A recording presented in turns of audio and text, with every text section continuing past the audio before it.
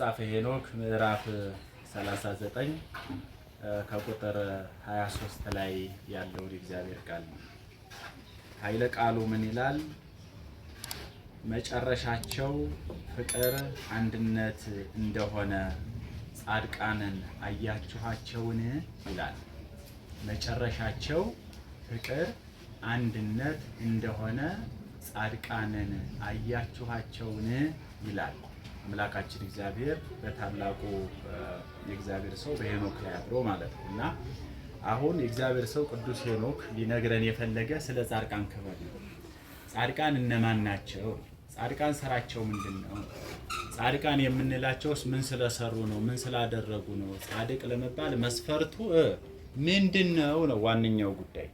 ምን ይላል? ለዚሁ ቁጥር ላይ ሲናገር ሞተው እስኪጠፉ ድረስ ማለት ይችላል በሞት እስኪሰናበቱ ድረስ ግፍ ሁሉ በእነሱ ላይ አልተገኘምና ይላል። መጨረሻቸው ፍቅር አንድነት እንደሆነ ጻድቃንን አያችኋቸውን ይልና ይህንን ቃል ሲጽፍ ዋናው ትልቁ ነገር መልእክቱ እኛ ከነዚህ የተባረኩ ሰዎች ከጻድቃን ሕይወት ትምህርት እንድንወስድ ነው። ክርስቲያኖች ያው በተለያዩ አውደ ምሕረቶች የጻድቃን ገድል ይነገራል፣ ታሪካቸው በደንብ አድርጎ ይተነተናል። ዋነኛው ጉዳይ ይሄ እንዳለ ሆኖ የጻድቃን በረከታቸው ቃል ኪዳናቸው የኛ ጠባቂ ትልቅ ዘብ ሆኖ በሌላ መልኩ ግን የጻድቃን ታሪክ የሚነገርበት የሚዘረዘርበት የሚተረጎምበት ሌላው ትልቁ ጉዳይ ግን እኛም በህይወት እነሱን እንድንመስላቸው በስራ እንድንመስላቸው ቅዱስ ጳውሎስ ሲናገር ምን አለ? ተመሰሉ ኪያየ ከመ አነ እትሜሰሎ ለክርስቶስ፣ እኔ ክርስቶስን እንደምመስለው እናንተም ደግሞ እኔን ምሰሉ አለ። ስለዚህ ምንድነው ክርስትና ማለት?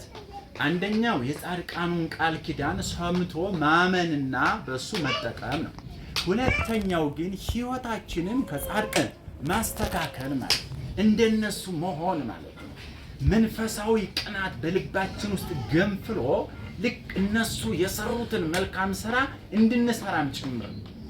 ታሪክ ተናጋሪዎች ብቻ ሳይሆን ባለ ታሪክ እንድንሆን ጻድቃን እንዲህ ናቸው ብለን የምናወራ ብቻ ሳንሆን ራሳችንም ጻድቃን እንድንሆን እነሱ ገባርያነ ተአምራት ናቸው ብለን ሁልጊዜም የምናገር ብቻ ሳይሆን እኛም ደግሞ ታሪክ ሰሪዎች መሆን እንድንችል ነው። አጠቃላይ የመጻሕፍት ዓላማቸው እኛን ከፍ ወዳለ መንፈሳዊ ደረጃ ምን ማለት ማድረስ ነው ማለት። ስለዚህ አሁን በመጽሐፍ ቅዱስ በመጽሐፍ በቤተክርስቲያናችን ብዙ ቅዱሳን አሉት። ብዙ ቅዱሳን አሉ፣ ባለ ታሪኮች፣ ታምራትን ያደረጉ ቃል ኪዳን ያላቸው ታሪካቸው በራሱ የሚገራርም የሚያጽናና ታሪክ ያላቸው ማለት ነው። ከነዚህ መካከል አንዱ ማናቸው? አቡነ ንገሩኝ እንጂ እስትንፋሰ ክርስቶስ ናቸው። ለመሆኑ አቡነ እስትንፋሰ ክርስቶስ ታውቃላችሁ? ግን የኔን እንደው በእኔ በኩል ያየሁትን ለመናገር ነው። ማናቸው ነው? ጻድቁ አቡነ እስትንፋሰ ክርስቶስ ማናቸው? በመሰረቱ የስማቸው ትርጉም እስትንፋሰ ክርስቶስ ማለት የክርስቶስ ምን እስትንፋስ ማለት ነው። የክርስቶስ እስትንፋስ ትርጉሙ ይሄ ነው። እነዚህ ጻድቅ እንደሚታወቀው አባታቸው ማን ይባላሉ? መላከ ምክሩ፣ እናታቸው ወለተ ማርያም ይባላሉ ነው። አባታቸውና እናታቸው እንደዚህ ናቸው። እና እነዚህ ሰዎች ልጅ አልነበራቸውም ነው። ሁለቱ ሰዎች በጋብቻ ጸንተው ሲኖሩ ልጅ አልነበራቸውም። ከዚያ በኋላ ልጅን የሚሰጥ እግዚአብሔር ስለሆነ ወደ እግዚአብሔር ጸለዩ ነው። አሁን ዛሬ ልጅ ሲጠፋ የሚፋቱ ሰዎች የሉም ወይ ነው ትልቁ ጉድለት እኮ ሞልቷል አይደለ? ስለማትወልድ ልጅ ስላላገኘን ተፋታን የሚሉ የሚወሩ አሉ። ውርደታቸውን ደግሞ እንደ ክብር የሚያወሩ ማለት ነው። ግን መፍትሄው እሷን ፈተህ ሌላ ብታገባስ እዚያች ሴት ማህፀን ውስጥ ልጅ አስቀምጠሃል፣ እርግጠኛ ነህ ትወልዳለህ ወይ ነው መፍትሄው። መሆን ያለበት ወደ ማን መጸለይ ነው? ወደ እግዚአብሔር መጸለይ ነው። አሁን ሰው ሁሉ የሚሳሳተው ለዚህ ነው ወገኖቼ። እያንዳንዱ ነገር የችግሩ መፍትሄ የቁስላችን ጥግናት ያለው በማን እጅ ነው? በእግዚአብሔር እጅ ነው። መፍትሄዎች ሁሉ በእግዚአብሔር መዳፍ ስለሆኑ ወደ እግዚአብሔር መጸለይ እንጂ በራስ እንቅስቃሴ ለችግሮች መፍትሄ ለማምጣት ነው ጥሩ አይደለም። እነዚህ ሰዎች የምንማረው ይሄን ነው፣ መጽናት፣ ወደ እግዚአብሔር ለመኑ። ምን ብለው ልጅ ሰጠ። እሺ ልጅ ከሰጠህን ደግሞ ይሄ የሚወለደው ልጅ ያንተ አገልጋይ ይሆናል ነው። አሁን ሰው አይልም የሚጦራኝ ልጅ ስጠኝ ነው እንጂ የሚል ያንተ ቤት አገልጋይ የሚሆን ልጅ ስጠኝ አይልም። ችግር አለበት ሰው። አንዳንድ ጊዜ ልጅ ስጠኝ ብለው ሲጸልዩ ሰዎች ዝም ብለው ልጅ ስጠኝ ዝም ብለው እኮ አይባልም። ይኸውላችሁ በቅዱሳን ሕይወት ውስጥ ያየነው ይኸውላችሁ አንተን የሚፈራ ቤተክርስቲያንን የሚያገለግል ልጅ ስጠኝ ብለው ነው ተጠንቅቆ ነው የሚጸልዩ አባቶቻችን። ለምን እንዲህ ነው የሚጸልየው? መጥፎ ልጅ አለ እንዴ ሰው ገሎ ወላጆችን የሚያሳድድ ልጅ አለ። እስከ ምሽቱ 5 ሰዓት እያመሸ ለእናቱ ሸክም የሆነ ልጅ የለም። ከባድ እኮ ነው። አስቸጋሪ የሆነ ልጅ አለ። ሰክሮ አሁን እንደው ሰው ጋር ተጣላ ምን ሆነ እያሉ እናቱ ሁሌም ታለቅስለት እናቱ ትከሻ ላይ ያልወረደ ልጅ አለ። ስለዚህ ስትጸልዩ ጌታ ሆይ የተባረከ ልጅ ስጠኝ፣ አንተን የሚያገለግል ልጅ ስጠኝ፣ የተቀደሰ ልጅ ስጠኝ ብሎ መጸለይ ያስፈልጋልና በአጭሩ ለማሳጠር እንዲህ ብለው ጸለዩ ነው። ታዲያ እግዚአብሔር መቼም የነገሩትን የማይረሳ አምላክ ስለሆነ ወዲያውኑ በቃላቸው መሰረት ጻድቁ አባታችን ሚያዝያ 8 ቀን ተጸነሱና ታኅሳስ 8 ቀን ተወለዱ ነው።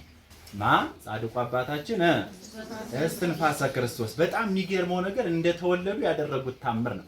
ወዲያውኑ ከእናታቸው ማህፀን እንደተወለዱ በእግራቸው ቀጥ ብለው ቆመው ስብሐት ለአብ ስብሐት ለወልድ ስብሐት ለመንፈስ ቅዱስ ብለው ሥላሴን አመሰገኑ። ክብርና ምስጋና ለአምላካችን። ቀጥ ብለው ቆመው ይሄ ማመስገናቸው ብቻ ሳይሆን ወዲያውኑ ገና እንደተወለዱ አመሰገኑና ለሥላሴ ለእመቤታችንና ክርስቶስ ለተሰቀለበት ለክቡር መስቀሉ 9 ጊዜ ስንት አሉ ምን አሉ ይላል ሰገዱ ይላል። ክብር ለአምላካችን ይሁን። የትምህርታችን ርዕስ አይታችሁታል። ጻድቃንን አያችኋቸውን ነው። አያችኋቸው ጻድቃንን እንደተወለዱ ቀጥ ብለው ቆመው በእውነት እግዚአብሔርን ያመሰገኑ እንደተወለዱ ገና ለሥላሴ የአምልኮት ለእመቤታችንና ለመስቀሉ ደግሞ የጸጋ የአክብሮት ስግደት የሰገዱ ጻድቃን እንደዚህ ናቸው ማለት ነው። ስለዚህ ይህንን ተአምር ያደረጉ ናቸው ጻድቁ አባታችን አቡነ እስትንፋሰ ክርስቶስ። እና የሚገርመው ነገር ከተወለዱም በኋላ ጠባቂያቸው መልአኩ ቅዱስ ሚካኤል ነበር። ቅዱስ ሚካኤል ይጠብቃቸው ነበር፣ ያጽናናቸው ነበር፣ ያበረታቸው ነበር። እሱ ነበር አሳዳጊያቸው ማለት ነው። ያው ጠባቂ አይደል ቅዱስ ሚካኤል፣ እሱ ነው ሲያበረታታቸው የነበር። ወገኖች አሁን ለእናንተ የልጆቻችሁ ጠባቂዎች እነማን ናቸው? ጻድቁን ለየት የሚያደርጋቸው በአስተዳደጋቸው ውስጥ የሚጠቀሰው የወላጆቻቸው እንክብካቤ ብቻ ሳይሆን የመልአኩ የቅዱስ ሚካኤል ጠባቂነት የሚጠቀሳል ማለት ተመልከቱ። መንፈሳዊነት ማለት እንደዚህ ነው። ለመሆኑ ወገኖች ይህ ኃያል መልአክ ከሰማይ ወርዶ ከእርሳቸው ጋር እንዲሆን ያደረገው ምንድነው? ቅድስናቸው፣ በጎነታቸው፣ እምነታቸው ነው። ስለዚህ የእምነት ሰው መሆን፣ የጽድቅ ሰው መሆን፣ የሰላም ሰው መሆን፣ የፍቅር ሰው መሆን ያስፈልጋል። በህይወታችን ውስጥ የሚያስፈልገው እሱ ነው እና በጣም የሚገርመው ነገር ጻድቁ አባታችን በ5 ዓመታቸው እንግዲህ ለእውቀት ያክል ነው ኪራኮስ ስለሚባል መምህር ወላጆቻቸው ወስደው ሰጧቸው ነው። ምን መንፈሳዊ ትምህርት እንዲያስተምሯቸው። የሚገርመው ነገር ወደ ትምህርት ቤት ከገቡ በኋላ በደንብ ትምህርታቸውን የተማሩ ታላቅ ጻድቅ ናቸው። በ7 ዓመት አጠቃላይ የቤተ ክርስቲያንን ትምህርት ሁሉ አጠናቀቁ። በስንት ዓመት? በስንት ዓመት? የሚገርም ነው። 7 ዓመት እኮ አባታችን እንደሚያውቁት ብሉይ ኪዳን የምንለው ትምህርት 7 ዓመት ነው የሚያቆየው ማለት ነው። ብሉይ ኪዳን የምንለው ትምህርት አለና አንዱ ትምህርት ብቻ 7 ዓመት ያቆያል። በጣም የሚገርም ነው። እሳቸው ግን አጠቃላይ መጻሕፍትን፣ ድጓውን፣ ቅዳሴውን፣ አቋቋሙን፣ ትርጓሜውን በሙሉ ሁሉንም ትምህርት ስንት ዓመት ጨረሱት? መጽሐፍን ብቻ ብንወስዳቸው ብሉይ ኪዳን 7 ዓመት፣ አዲስ ኪዳን 5 ዓመት፣ ሊቃውንት የምንላቸው አሉ እነሱ ደግሞ 5 ዓመት፣ መጽሐፈ መነኮሳት የምንላቸው አሉ 3 ዓመት። ሲደመር ስንት ይሆናል? 7 ሲደመር 5 አሁንም ሲደመር 5 ሲደመር 3 20 መጽሐፉ ብቻ ማለት ነው። እሳቸው ግን በ7 ዓመት ይኸውላችሁ አጠቃላይ የቤተ ክርስቲያንን ትምህርት አጠናቀው ጨረሱ ነው። ለምን ለሚለው ወአብርሃ ሎቱ ጰራቅሊጦስ መንፈሰ ጽድቅ መሳከ ወልቡናሁ ወሊናሁ።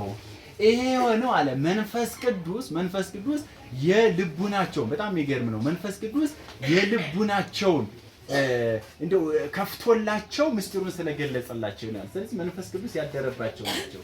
መንፈስ ቅዱስ ስለገለጸላቸው ጥበቡን ስለገለጸላቸው አጠቃላይ በ7 ዓመት ውስጥ የቤተ ክርስቲያንን ትምህርት ተምረው አጠናቀቁ ነው።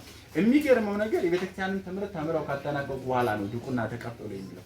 እንደዛ ነው ስርዓቱ፣ እንደዛ ነው አይደለ? ከተማረ በኋላ ነው አይደል ሰው ድቁና የሚቀበል።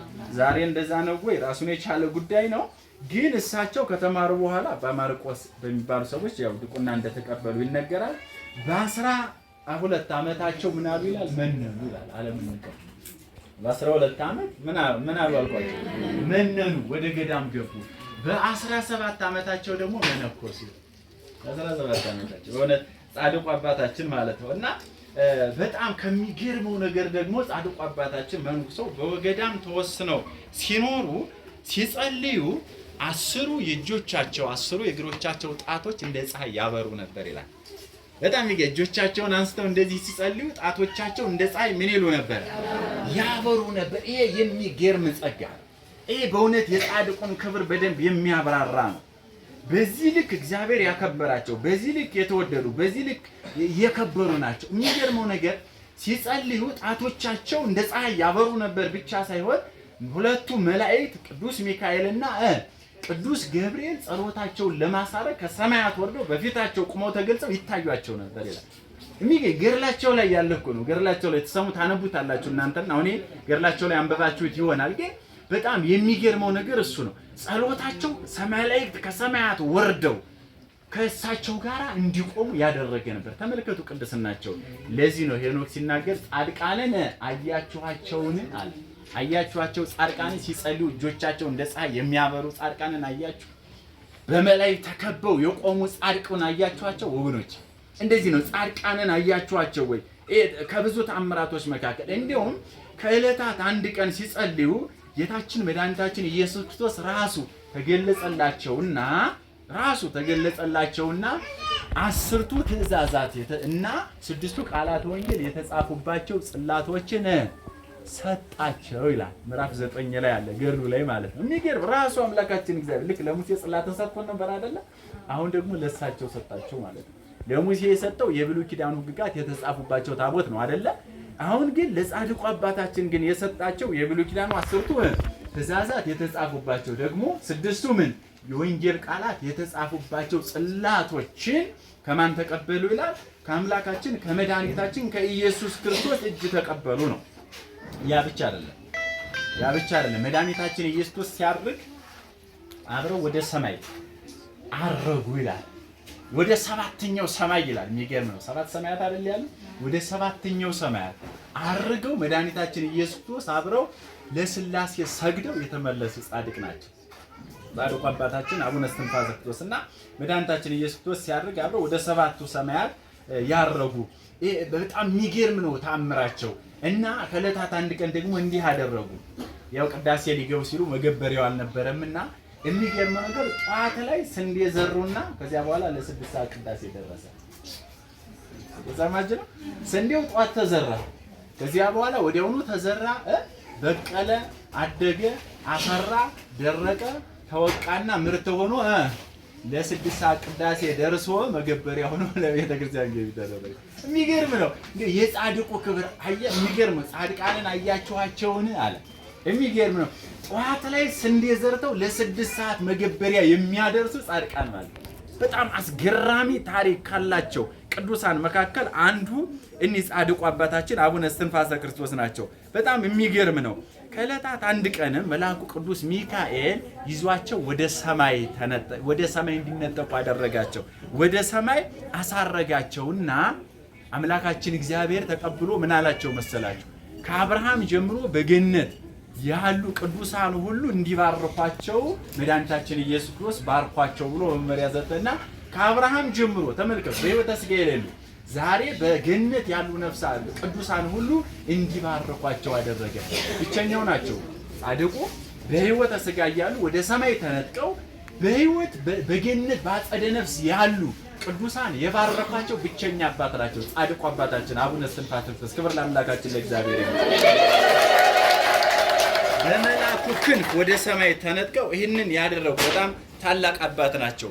የሚገርመው ነገር እንደው በጣም ለማሳጠር ያክል ጻድቁ አባታችን አቡነ እስትንፋሰ ክርስቶስ ከዕለታት አንድ ቀን ወካዕበ ጸለየ አቡነ እስትንፋሰ ክርስቶስ ተሰጥሞ ውስተ ባሕር ተሳተ ዓመተ ወይቤ እግዚእ ኢየሱስ ክርስቶስ መኃልየ ሰብአ ኢትዮጵያ።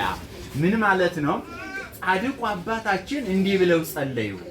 ባህር ውስጥ ገብተው ራሳቸውን ወደ ታይ እግራቸውን ወደ ላይ አድርገው በባህር ውስጥ ስንት ቀን ማን ነው ስንት ዓመት ጸለዩ ይላል? ስንት ዓመት ጸለዩ ይላል? 9 ዓመት 9 ዓመት ጸልየዋል። የሚውሉት መታሰቢያቸው በስንት ነው? 9 ዓመት ስለጸለዩ መታሰቢያቸው ወር በገባ በ9ኛው ቀን ነው ማለት ነው። በጣም ይገርም። አሁን ባህር ውስጥ ገብተው ራሳቸውን ወደ ታች እግራቸውን ወደ ተዘግዝቀው ሲጸልዩ ምን ብለው እንደጸለዩ ታውቃላችሁ?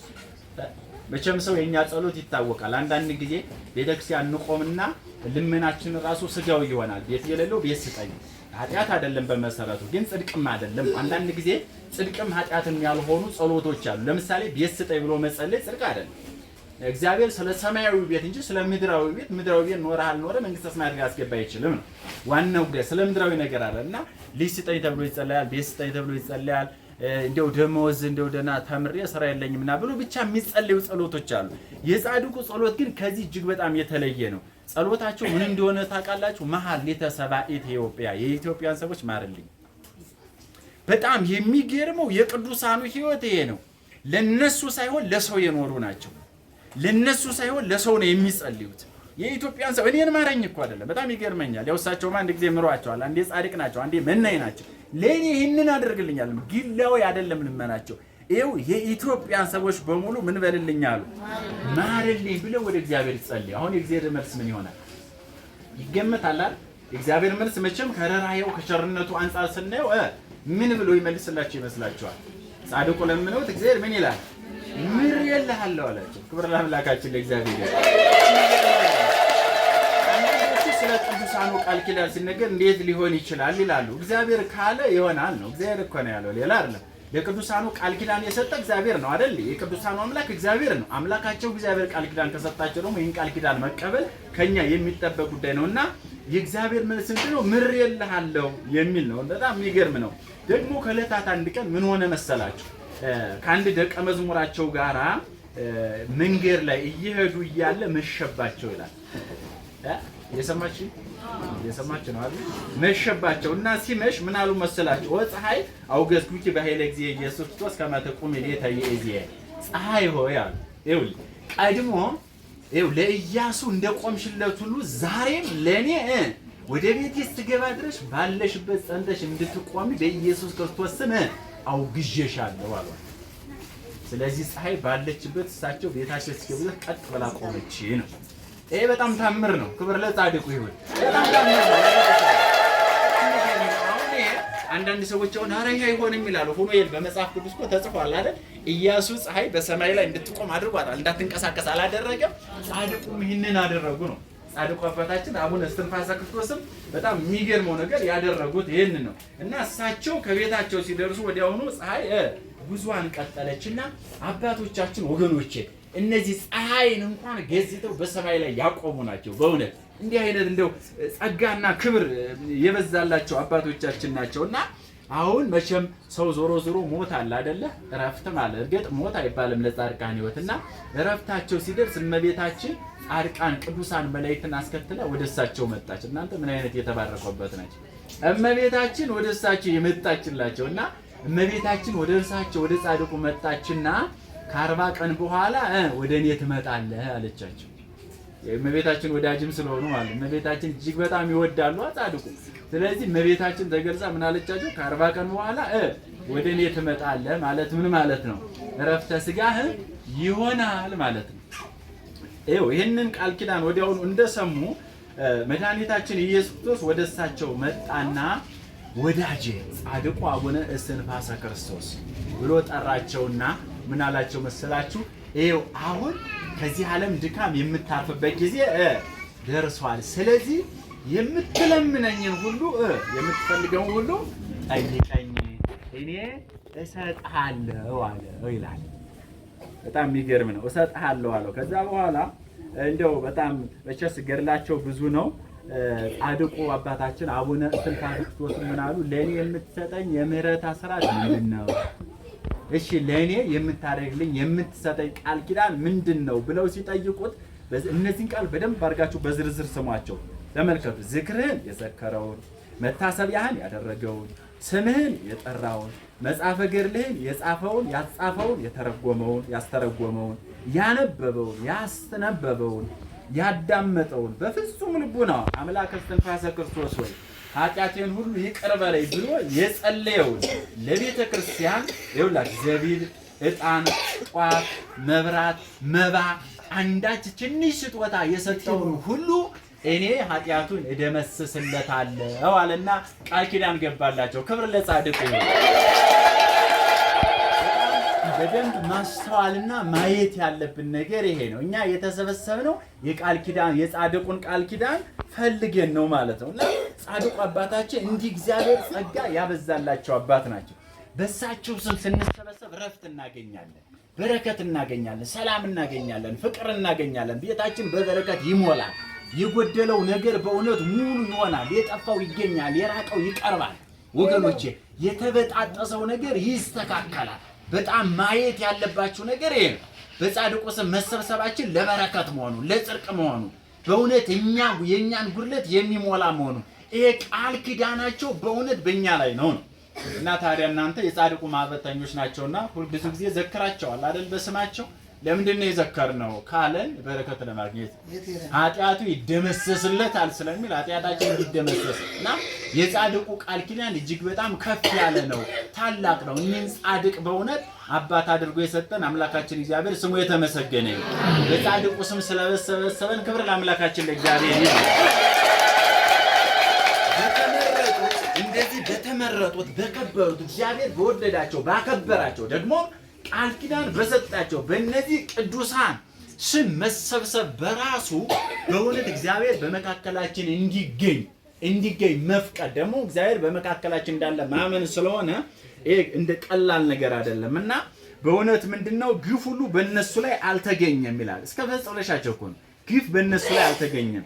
ስለዚህ መጨረሻቸው ፍቅር አንድነት እንደሆነ ጻድቃንን አያችኋቸውን አለ መጽሐፈ ሄኖክ ምዕራፍ 39 ቁጥር 23 ላይ ማለት ነው። እና በጻድቁ ስም መሰብሰባችን በእውነት በጣም የሚገርም እኮ ነው። እንደው ባህርን የሚከፍሉ ጻድቅ ወደ ሰማይ ተነጥቀው የሥላሴን መንበር እየተመለከቱ ጻድቅ ታላቅ ሐዋርያ የኢትዮጵያን ምድር እየተመላለሱ በወንጌል ያረሰረሱ ታላቅ የወንጌል ገበሬ አምላካችን እግዚአብሔር በእውነት በእሳቸው ስም የሚደረገውን ሁሉ እንዲምርላቸው ቃል ኪዳን የገባላቸው ታላቅ የቃል ኪዳን አባት ናቸው። ጻድቁ አባታችን አቡነ እስትንፋሰ ክርስቶስ መልአኩ ቅዱስ ሚካኤል ከጎናቸው ያልተለየባቸው እግዚአብሔር ያከበራቸው የወደዳቸው። ስለዚህ እግዚአብሔር ያከበራቸው እናከብራለን፣ እግዚአብሔር የወደዳቸውን እንወዳለን፣ እግዚአብሔር የቀደሳቸውንም ደግሞ እንቀድሳቸዋለን፣ እናመሰግናቸዋለን። እግዚአብሔር የጸጋ ስግደት እንድንሰግድላቸው ላዘዘን ለነዚህ ቅዱሳንም የአምልኮት ሳይሆን የጸጋ ስግደት እንሰግድላቸዋለን ነው። ለምን? ዋነኛው ነገር እግዚአብሔር አክብሯቸዋልና፣ እግዚአብሔር አዞናልና፣ እግዚአብሔር ወዶናልና። እና አያችሁ አሁንም እንዳየነው በእውነት እንደው ጻድቃንን አያችኋቸውን? ታሪካቸው እንዴት ደስ እንደሚል ከእግዚአብሔር ጋር ያላቸው ህብረት እንዴት እንደሚያጠነክር መንፈሳዊነታቸው የመንፈሳዊነታቸው ልዕልና እንዴት ከፍ ያለ እንደሆነ ቃል ኪዳናቸው ለኛ ምን ያክል ጠቃሚ እንደሆነ የህይወት ዘመናቸው ታሪክ ምን ያክል ለኛ ፈውስና መድኃኒት እንደሆነ ተመለከታችሁን ወገኖቼ ኦርቶዶክሳውያን? እና አንዳንድ ጊዜ እርግጥ እድል የሚጠይቃል። በእውነት በጻድቁ ስም ተሰብስበናልና መድኃኔዓለም በዛች በማታልፈው በኢየሩሳሌም ሰማያዊት ይሰብስበን። በጣም ትልቁ ነገር ይሄ ነው። መቼስ ዛሬ በዚህ የተሰበሰቡት በኋላ በኢየሩሳሌም ሰማያዊት ይሰበሰባሉ። ወገኖች ኦርቶዶክሳውያን በየቤተ ክርስቲያኑ ስንሰበሰብ የጽዋ ማህበር ብለን ስንሰበሰብ በጻድቃን ቃል ኪዳናቸውን አስበን እንዲሁ በመታሰቢያቸው ላይ ስንሰበሰብ ትልቁ ጸሎታችን ምንድነው? ጌታ ሆይ ዛሬ በዚህ እንደሰበሰብን በኋላ ሳትነጥለን በመንግስት ተሰብስበን ነው አይደል? ከዚህ በላይ ጸሎት አለ? ምንም ጸሎት የለም። እግዚአብሔር በዚህ በአንድነት እንደሰበሰበን ማንም ሳይለይ በመንግስቱ ይሰብስበን እና የጻድቁ ቃል ኪዳን በእውነት ልንጠቀምበት ይገባል እንጂ በረከታቸው ብዙ ነው።